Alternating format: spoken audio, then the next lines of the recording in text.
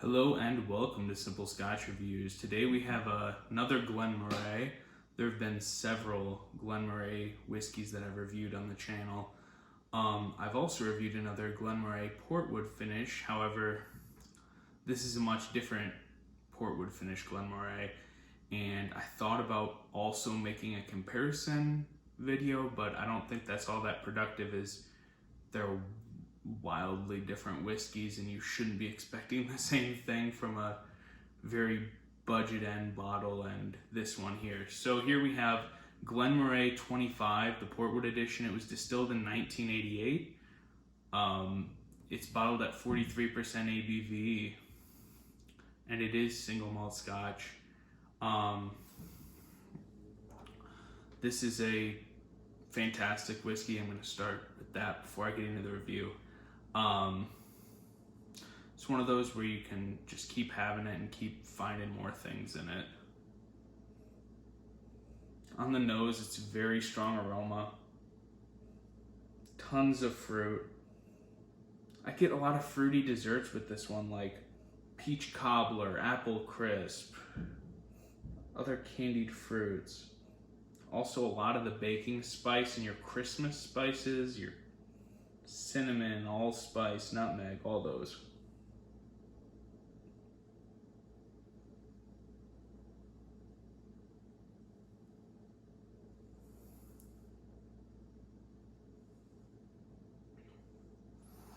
Right away, that palate hits you with candied citrus, candied orange. One of those nice candied apples you get on the stick. There's also a note that it took me forever to place. I got it and I'm like, this is so interesting. I haven't got it in other whiskey really before, and I couldn't place it. And then finally it hit me. Maraschino cherry. Definitely getting the maraschino cherry in the on the palate.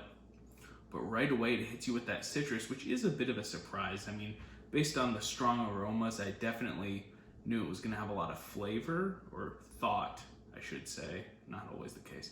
Thought it would have a lot of flavor, but I wasn't getting as much citrus from the nose. I mean, I got several different fruits from the nose, but I wasn't expecting citrus to be the main punch to start things off.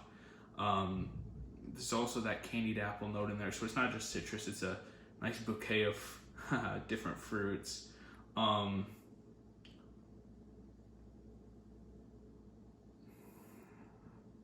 I'd also add, there's also that whole Christmas medley of spices going on. The cinnamon, the nutmeg, allspice, all those different spices are going on in the background, more towards the back end of the palate.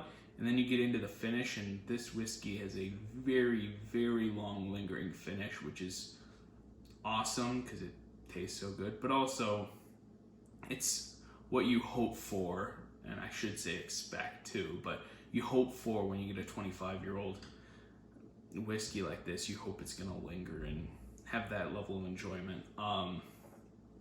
Lingering, I get some of the fruit flavors, and definitely that spice finds its way in on the back end of the palate into the finish.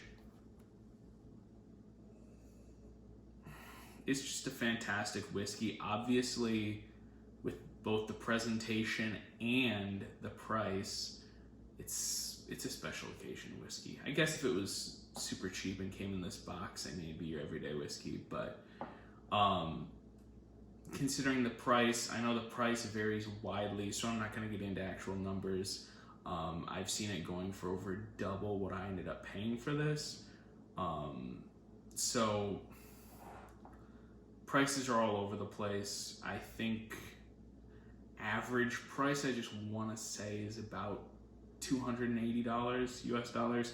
Don't quote me on that. I'm sure there's places you can get it for cheaper than that. I found it for cheaper than that. So it's definitely not your everyday one, but with this presentation, it was a great special occasion bottle. We actually initially popped this one open for New Year's this year, shared with all the family that was there. It was a good time, but I think that's definitely where a bottle of whiskey like this can be awesome, is just sharing it in a group of people, special occasion, especially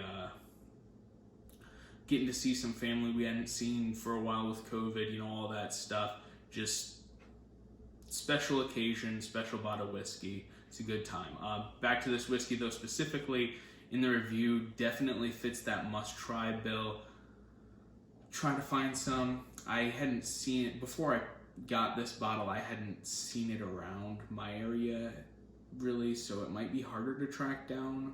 If you've got online ordering in your area, that good for you. I'm sure you'd be able to get your hands on it.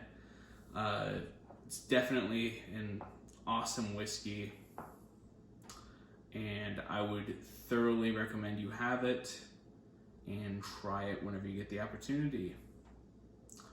It blows the NAS version, the Portwood, out of the water, but it definitely should for the price. I would also like to add that, no disrespect to the NAS one, it is also good at a much better price. When you're paying what, 1/10 or it's even smaller amount than that. You're just paying a fraction of the price. You're still getting a good whiskey, so I'd thoroughly suggest you get the NAS one.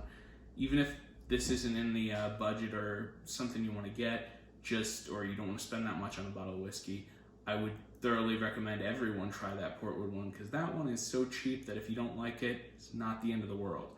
But I recommend it and think you'll enjoy it. So get the NAS one, get one of these for a special occasion if you can, and enjoy your whiskey. Like the video, subscribe to the channel, check out the channel, tons of reviews there. There's other Glen Moray whiskeys there, in addition to an actual review of that Portwood version.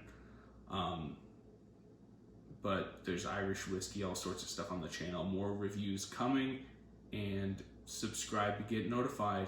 Enjoy your whiskey. Thanks for watching.